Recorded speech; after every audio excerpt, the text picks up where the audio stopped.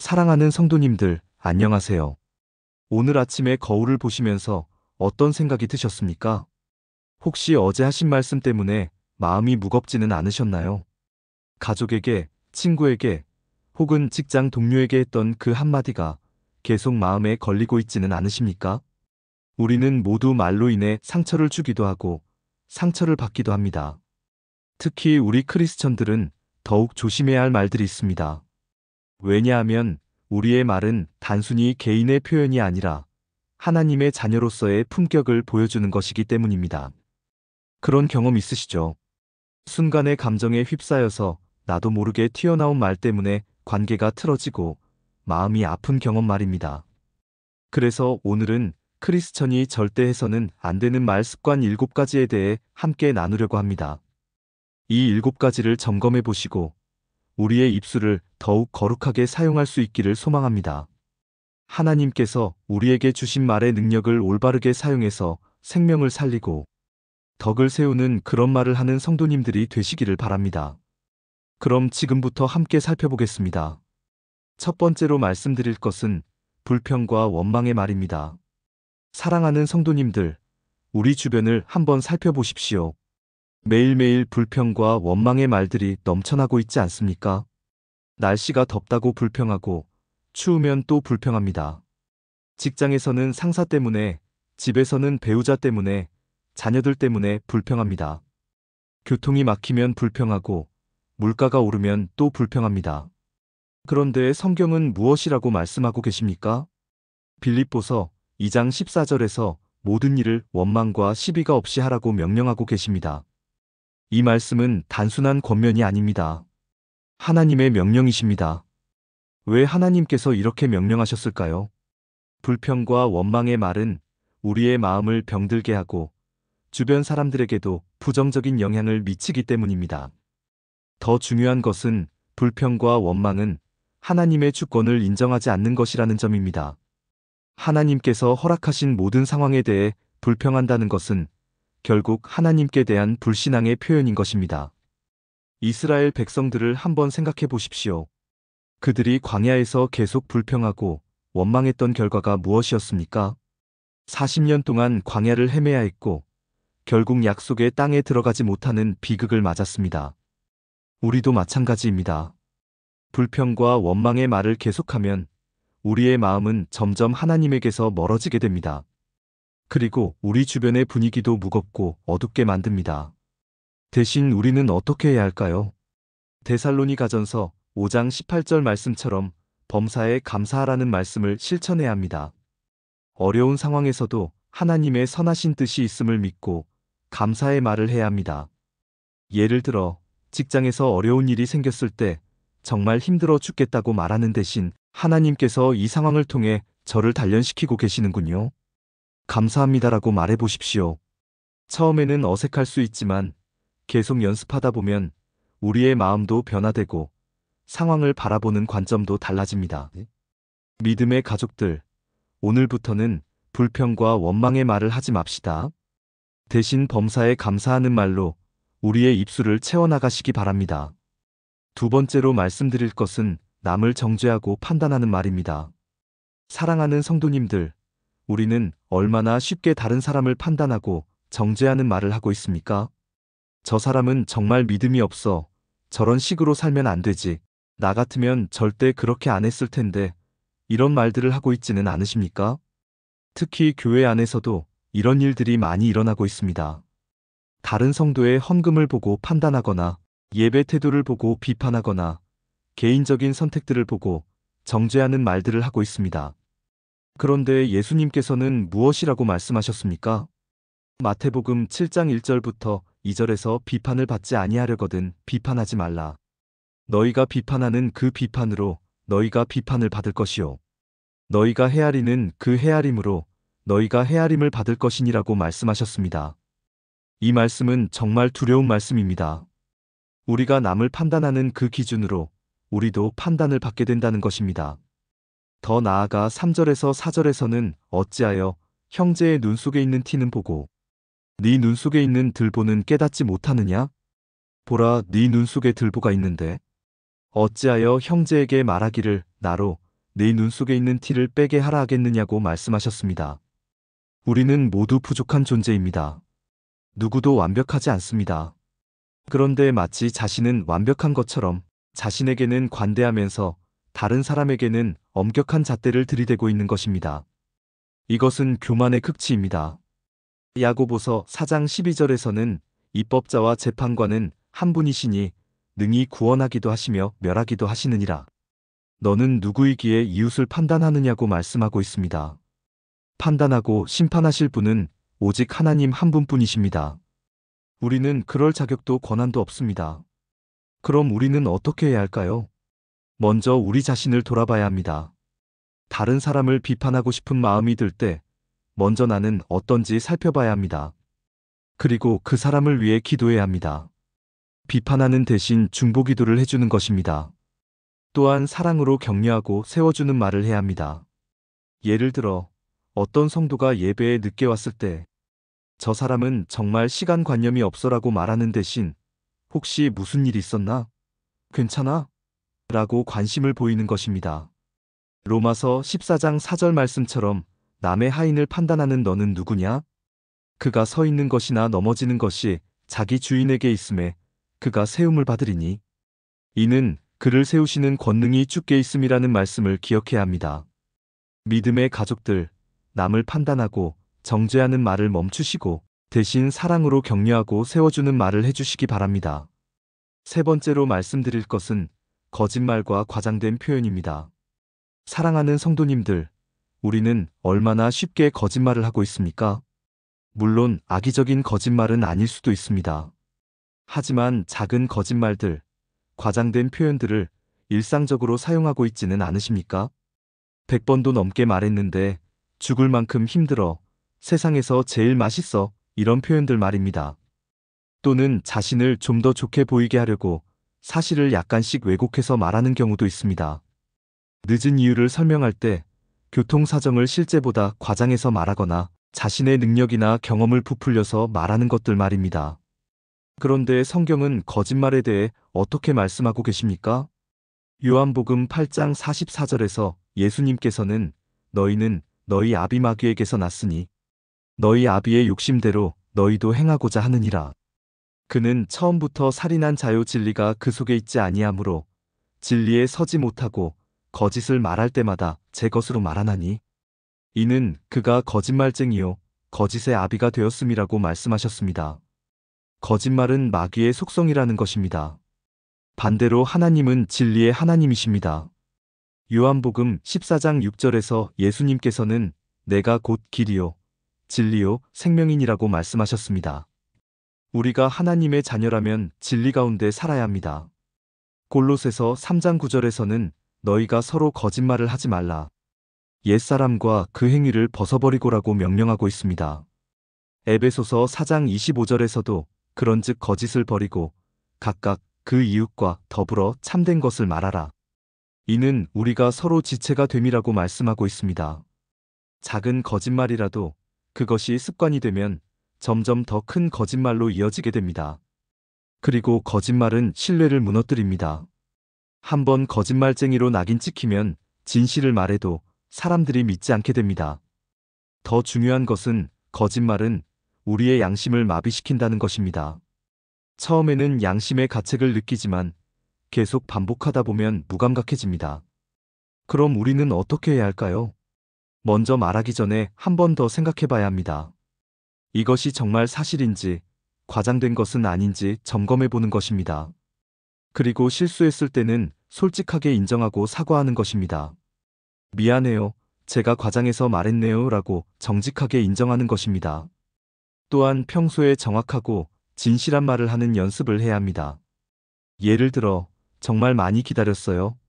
대신 30분 정도 기다렸어요. 라고 구체적으로 말하는 것입니다. 잠언 12장 19절에서 진실한 입술은 영원히 보존되거니와 거짓 혀는 잠깐만 있을 뿐이니라고 말씀하고 있습니다. 믿음의 가족들, 작은 거짓말과 과장된 표현도 하지 마시고 항상 진실하고 정확한 말을 하는 성도님들이 되시기 바랍니다.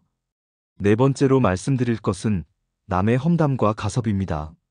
사랑하는 성도님들, 이것은 정말 조심해야 할 부분입니다. 우리는 얼마나 쉽게 다른 사람의 이야기를 하고 있습니까? 특히 부정적인 이야기, 남의 약점이나 실수에 대한 이야기를 재미있게 하고 있지는 않으십니까? 그런데 말이야, 저 사람이 말이야라고 시작해서 누군가의 사생활이나 약점을 이야기하는 것입니다. 심지어 교회 안에서도 이런 일들이 많이 일어납니다. 목사님이나 다른 성도들에 대한 험담을 하거나 교회 내부의 문제들을 이곳저곳에서 이야기하는 것입니다. 그런데 성경은 이에 대해 무엇이라고 말씀하고 계십니까? 잠언 11장 13절에서 두루 다니며 한담하는 자는 남의 비밀을 누설하나 마음이 신실한 자는 그런 것을 숨기느니라고 말씀하고 있습니다. 잠언 20장 19절에서는 두루 다니며 한담하는 자는 남의 비밀을 누설하나니 입술을 벌린 자와는 사귀지 말지니라고 경고하고 있습니다. 험담하는 사람과는 아예 사귀지도 말라고 하십니다. 그만큼 험담이 위험하다는 것입니다. 디모데전서 5장 13절에서는 또한 그들은 게으름을 익혀 집집에 돌아다니고 게을를 뿐 아니라 망령된 말을 하며 이를 만들며 마땅히 아니할 말을 하느니라고 말씀하고 있습니다. 험담은 관계를 파괴합니다. 어에게 비의 험담을 하는 사람은 비에게 어의 험담도 할 것입니다. 그리고 험담을 듣는 사람도 그 험담하는 사람을 신뢰하지 않게 됩니다. 더 중요한 것은 험담은 사랑의 계명을 어기는 것이라는 점입니다. 마태복음 22장 39절에서 둘째도 그와 같으니 내 이웃을 내 자신과 같이 사랑하라 하셨으니라고 하신 계명을 정면으로 어기는 것입니다. 내가 누군가에게 험담당하는 것을 좋아하지 않는다면 나도 다른 사람의 험담을 해서는 안 됩니다. 야고보서 4장 11절에서는 형제들아 서로 비방하지 말라. 형제를 비방하는 자나 형제를 판단하는 자는 율법을 비방하고 율법을 판단하는 것이라고 말씀하고 있습니다. 그럼 우리는 어떻게 해야 할까요? 첫째, 누군가 우리에게 험담을 시작하려고 할 때 정중하게 거절해야 합니다. 미안하지만 그 이야기는 듣고 싶지 않아요라고 말하는 것입니다. 둘째, 다른 사람에 대해 말할 때는 그 사람이 옆에 있어도 할 수 있는 말인지 생각해 봐야 합니다. 셋째, 누군가의 문제나 약점을 알게 되었을 때는 험담거리로 여기지 말고 기도 제목으로 여겨야 합니다. 넷째, 다른 사람의 장점이나 감사한 점들을 이야기하는 습관을 길러야 합니다. 에베소서 4장 29절 말씀처럼 무릇 더러운 말은 너희 입 밖에도 내지 말고 오직 덕을 세우는 데 소용되는 대로 선한 말을 하여 듣는 자들에게 은혜를 끼치게 하라는 말씀을 실천해야 합니다. 믿음의 가족들, 험담과 가섭을 멈추시고 대신 덕을 세우고 격려하는 말들을 하시기 바랍니다. 다섯 번째로 말씀드릴 것은 분노와 욕설, 저주의 말입니다. 사랑하는 성도님들, 우리는 화가 날 때 얼마나 쉽게 나쁜 말들을 하고 있습니까? 직접적인 욕설은 아니더라도 정말 미치겠다, 죽겠다, 망할 이런 표현들을 습관적으로 사용하고 있지는 않으십니까? 특히 운전할 때나 스트레스를 받을 때, 감정이 올라올 때 우리의 진짜 모습이 드러나게 됩니다. 아이들 앞에서, 가족 앞에서도 화가 나면 거친 말들을 쏟아내고 있지는 않습니까? 그런데 성경은 이에 대해 무엇이라고 말씀하고 계십니까? 에베소서 4장 31절에서 너희는 모든 악독과 노함과 분냄과 떠드는 것과 비방하는 것을 모든 악의와 함께 버리고라고 명령하고 있습니다. 야고보서 1장 19절부터 20절에서는 내 사랑하는 형제들아 너희가 알거니와 사람마다 듣기는 속히 하고 말하기는 더디하며 성내기도 더디하라. 사람이 성내는 것이 하나님의 일을 이루지 못함이라고 말씀하고 있습니다. 특히 우리의 혀에 대해서 야고보서 3장 5절부터 6절에서는 이와 같이 혀도 작은 지체로 돼 큰 것을 자랑하도다. 보라 얼마나 작은 불이 얼마나 많은 나무를 태우는가. 혀는 곧 불이요 불의의 세계라고 말씀하고 있습니다. 분노의 말, 욕설, 저주의 말들은 우리 자신을 해치고 다른 사람도 상처 입힙니다. 특히 가족들에게 하는 거친 말들은 평생 상처로 남게 됩니다. 아이들은 부모가 화낼 때 하는 말들을 그대로 배우게 됩니다. 바보, 멍청이, 너 때문에 미치겠다? 이런 말들을 듣고 자란 아이들은 자존감이 낮아지고 나중에 자신도 똑같은 말을 하게 됩니다. 마태복음 12장 36절부터 37절에서 예수님께서는 내가 너희에게 이르노니 사람이 무슨 쓸데없는 말을 하든지 심판날에 이에 대하여 신문을 받으리니 내 말로 의롭다 함을 받고 내 말로 정죄함을 받으리라고 말씀하셨습니다. 우리가 하는 모든 말에 대해 하나님께 신문을 받게 된다는 것입니다. 그럼 우리는 어떻게 해야 할까요? 첫째, 화가 날 때는 즉시 말하지 말고 잠시 시간을 가져야 합니다. 잠언 29장 11절에서 어리석은 자는 자기의 노를 다 드러내어도 지혜로운 자는 그것을 억제하느니라고 말씀하고 있습니다. 둘째, 평소에 온유하고 겸손한 마음을 기르는 연습을 해야 합니다. 마태복음 11장 29절에서 예수님께서 나는 마음이 온유하고 겸손하니라고 말씀하신 것처럼 예수님의 성품을 닮아가야 합니다. 셋째, 화가 나는 상황에서도 하나님을 의식해야 합니다. 하나님께서 보고 계시고 들고 계신다는 것을 기억해야 합니다. 넷째, 미리 대체할 수 있는 표현들을 준비해야 합니다. 미치겠다 대신 정말 답답하네요. 망할 대신 이런, 실수했네요. 이런 식으로 말입니다. 골로새서 4장 6절에서 너희 말을 항상 은혜 가운데서 소금으로 고르게 함같이 하라고 말씀하고 있습니다.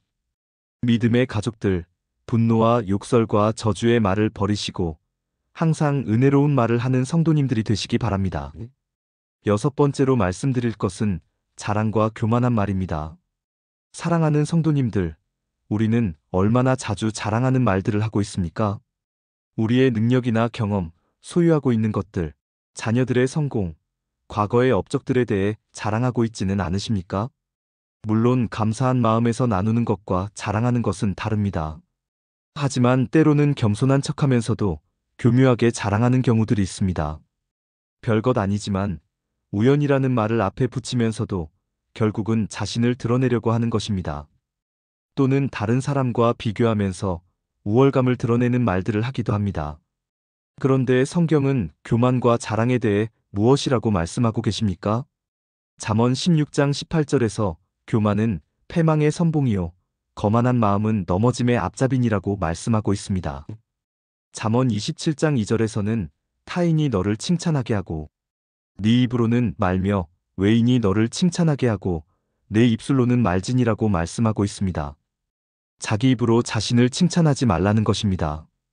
야고보서 4장 6절에서는 그러므로 일러스되 하나님이 교만한 자를 물리치시고 겸손한 자에게 은혜를 주신다 하였느니라고 말씀하고 있습니다.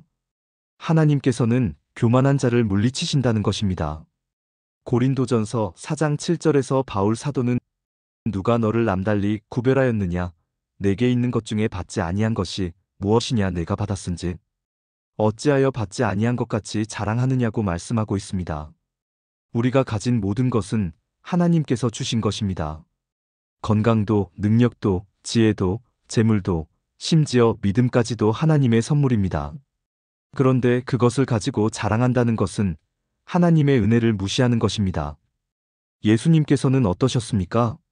빌립보서 2장 6절부터 8절에서 그는 근본 하나님의 본체시나 하나님과 동등됨을 취할 것으로 여기지 아니하시고 오히려 자기를 비워 종의 형체를 가지사 사람들과 같이 되셨고 사람의 모양으로 나타나사 자기를 낮추시고 죽기까지 복종하셨으니 곧 십자가의 죽으심이라고 말씀하고 있습니다. 하나님이신 예수님께서도 자기를 낮추셨는데 우리가 무엇을 자랑할 수 있겠습니까? 자랑하는 말, 교만한 말은 듣는 사람들을 불편하게 만듭니다. 그리고 관계를 멀어지게 합니다. 사람들은 겸손한 사람은 좋아하지만 교만한 사람은 피하고 싶어 합니다. 더 중요한 것은 교만한 말을 계속하면 우리 마음도 교만해진다는 것입니다. 말이 마음을 만들어가는 것입니다. 그럼 우리는 어떻게 해야 할까요? 첫째, 자랑하고 싶은 마음이 들 때 먼저 하나님께 감사하는 마음을 가져야 합니다. 이것도 하나님의 은혜입니다라고 고백해야 합니다. 둘째, 다른 사람의 장점과 성공을 인정하고 격려하는 말을 해야 합니다. 자신을 드러내려고 하지 말고 다른 사람을 세워주는 말을 하는 것입니다. 셋째, 겸손한 표현을 사용하는 연습을 해야 합니다. 제가 잘해서가 아니라 하나님의 은혜로 저도 부족하지만 이런 표현들을 사용하는 것입니다. 넷째, 자신의 약점이나 실수도 솔직하게 인정하는 용기를 가져야 합니다. 완벽한 척하지 말고 부족한 인간임을 인정하는 것입니다. 고린도전서 1장 31절에서 기록된 바 자랑하는 자는 주 안에서 자랑하라 함과 같게 하려 함이라고 말씀하고 있습니다. 자랑할 것이 있다면 오직 주님만 자랑해야 합니다. 믿음의 가족들, 자랑과 교만한 말을 버리시고 겸손하게 하나님의 은혜를 인정하는 말을 하시기 바랍니다. 7번째로 말씀드릴 것은 절망과 포기의 말입니다. 사랑하는 성도님들, 우리는 어려운 상황에 처했을 때 얼마나 쉽게 절망적인 말들을 하고 있습니까? 이제 끝이야, 더 이상 희망이 없어. 내 인생은 실패작이야, 하나님도 나를 버리셨나 봐. 이런 말들을 하고 있지는 않으십니까? 건강에 문제가 생기면 이제 죽는구나 하고, 경제적으로 어려우면 망했다 하고, 자녀 문제로 힘들면 내가 뭘 잘못했나 하면서 자책하는 말들을 합니다. 특히 나이가 들어감에 따라 이제 늙어서 쓸모없어, 젊었을 때는 좋았는데, 이런 말들을 하기도 합니다. 그런데 성경은 이런 절망과 포기의 말에 대해 무엇이라고 말씀하고 계십니까? 로마서 8장 28절에서 우리가 알거니와 하나님을 사랑하는 자, 곧 그의 뜻대로 부르심을 입은 자들에게는 모든 것이 합력하여 선을 이루느니라고 말씀하고 있습니다. 하나님을 사랑하는 자들에게는 모든 것이 합력하여 선을 이룬다는 것입니다. 지금 당장은 이해할 수 없고 힘들어도 하나님께서는 모든 것을 통해 선한 결과를 만들어내신다는 것입니다. 예레미야 29장 11절에서는 여호와의 말씀이니라 너희를 향한 나의 생각을 내가 아나니 평안이요 재앙이 아니요 너희에게 미래와 희망을 주는 것이니라고 말씀하고 있습니다. 하나님께서는 우리에게 미래와 희망을 주시는 분이라는 것입니다. 이사야 40장 31절에서는 오직 여호와를 앙망하는 자는 새 힘을 얻으리니 독수리가 날개치며 올라감 같을 것이요 다른 박질하여도 고나지 아니하며 걸어가도 피곤하지 아니하리로다라고 약속하고 계십니다. 하나님을 의지하는 자들에게는 새 힘을 주신다는 것입니다. 우리가 절망적인 말을 할 때 그것은 하나님의 능력을 의심하는 것입니다. 하나님의 약속을 믿지 않는 것입니다. 그리고 그런 말들은 우리 자신의 믿음도 약하게 만들고 듣는 사람들에게도 부정적인 영향을 미칩니다.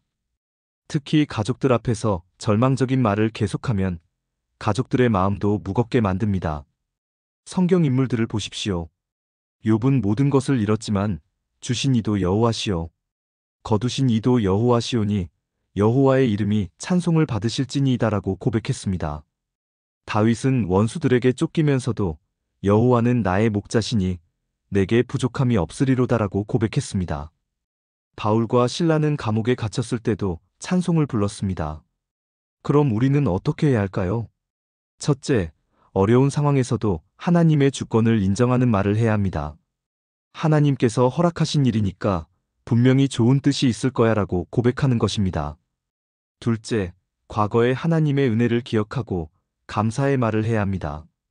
하나님께서 지금까지 인도해 주셨으니 앞으로도 인도해 주실 거야라고 믿음의 고백을 하는 것입니다.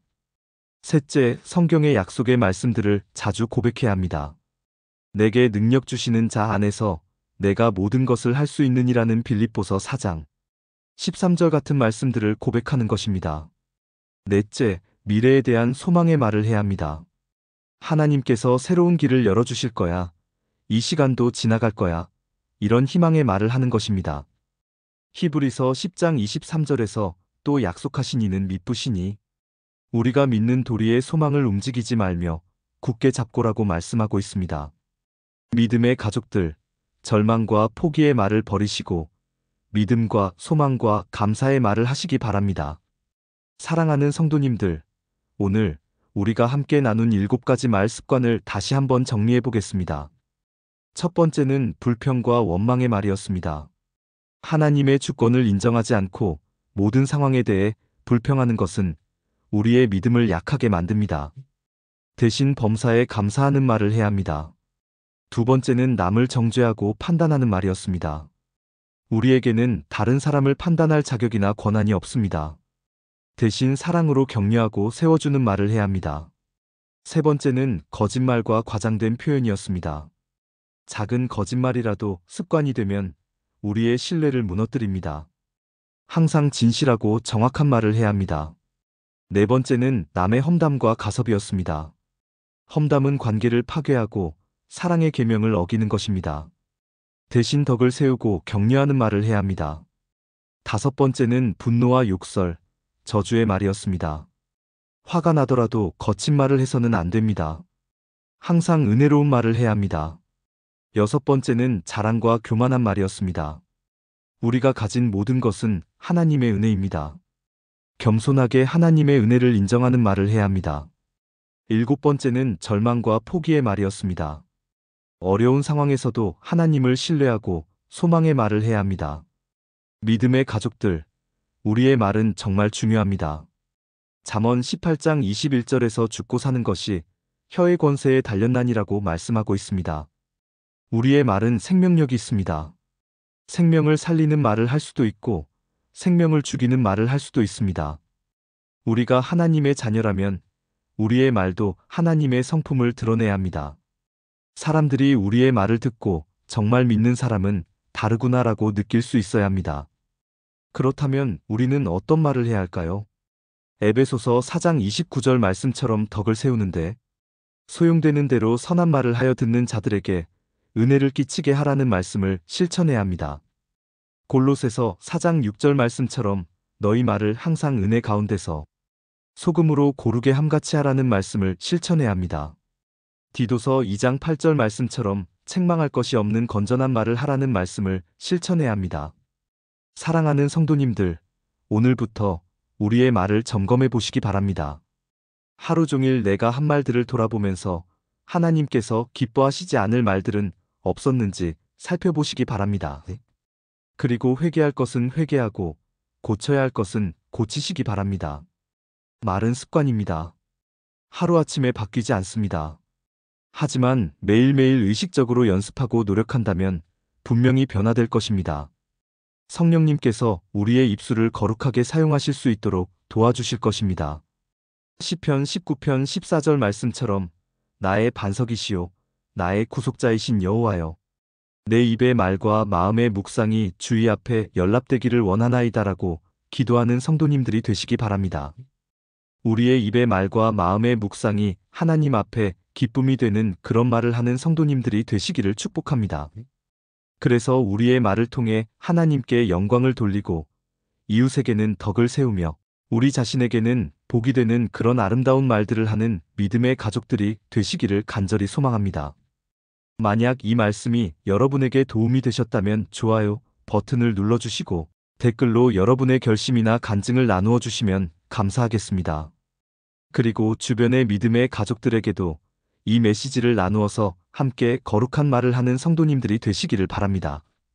구독과 알림 설정도 해주시면 앞으로도 좋은 말씀들로 함께 나누겠습니다.